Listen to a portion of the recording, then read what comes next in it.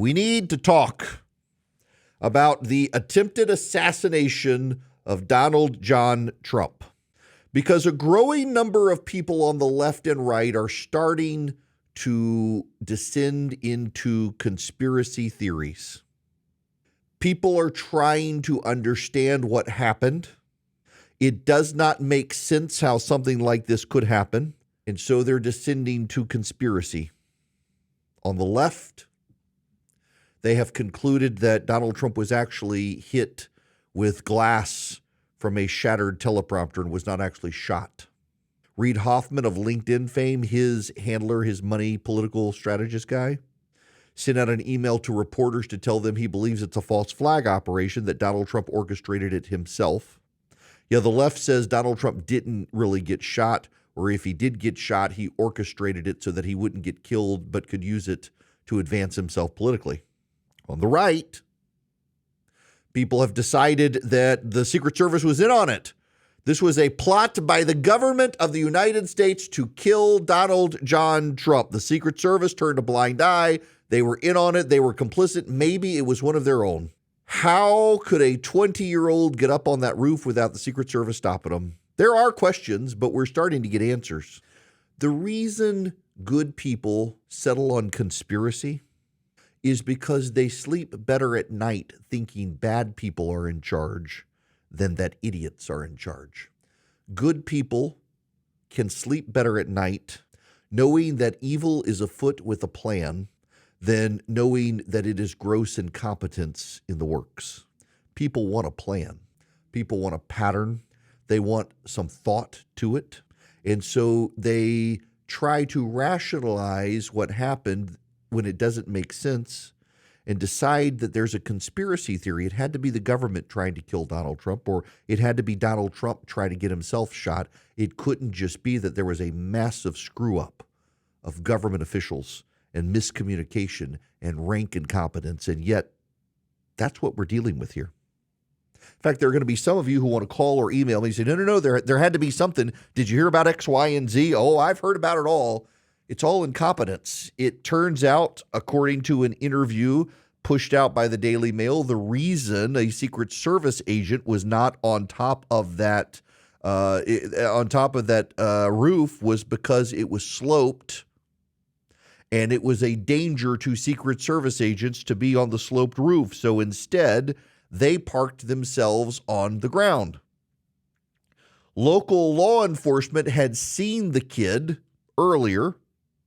They saw him scoping the place out with a rangefinder.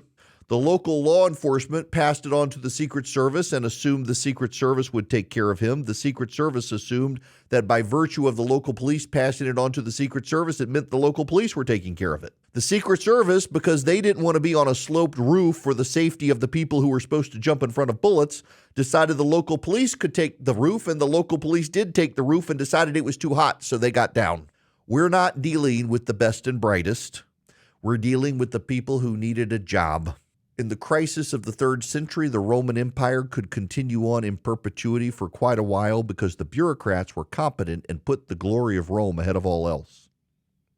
The United States couldn't survive more than a day because the bureaucrats in this country are completely clueless, idiotic incompetents. Led by a president of the United States who, with Lester Holt last night, got confused and thought that his Secret Service director was a he.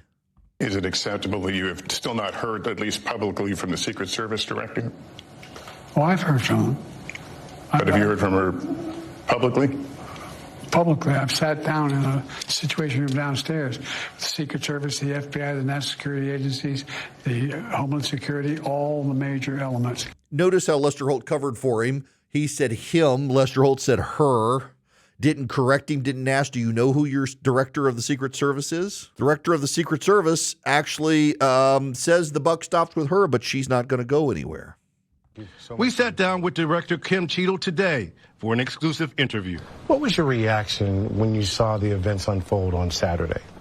Shock, and then concern, obviously, for the former president. This is an event that should have never happened. Who is most responsible for this happening? What I would say is that the Secret Service is responsible for the protection of the former president. So the buck stops with you? The buck stops with me. I am the director of the Secret Service. It was unacceptable, and it's something that shouldn't happen again. The President and Homeland Security Secretary said today they had 100% confidence in you, but there are some members of Congress calling on you to resign. I appreciate the Secretary's comments, and we're going to continue to be transparent and communicate with people. Do you plan to stay on? Absolutely. I do plan to stay on. You just oversaw the first near successful assassination attempt on a president of the United States since Ronald Reagan in 1981. If you had any sense of yourself, you would resign, but you're not resigning because you are the incompetent person who decided the people who should jump in front of a bullet would endanger their lives by being on a rooftop. You should resign, and that would help restore confidence. Part of the problem we have in this country right now is people do not have confidence in our government. Look at the COVID mandates and the COVID rollout and handling COVID and how incompetent so much of that was. And it casts doubts on the government, and people have chosen they can't acknowledge, they don't want to believe, they would not sleep well at night if they realize that we are run by a government of idiots. And so there must be sinister plots. There must be evil people in charge who have some sort of sinister, dark plan, because it is far, far better to believe there's a sinister, dark plan than to believe that actually, no, there are idiots in charge. Isn't good for our society. Lloyd Austin disappeared for a week. Lloyd Austin was gone, disappeared. Nobody knew. The president didn't know. His chief of staff didn't know. The deputy assistant of the deputy secretary of defense did not know. And Lloyd Austin did not resign. Men fell from aircraft to their death.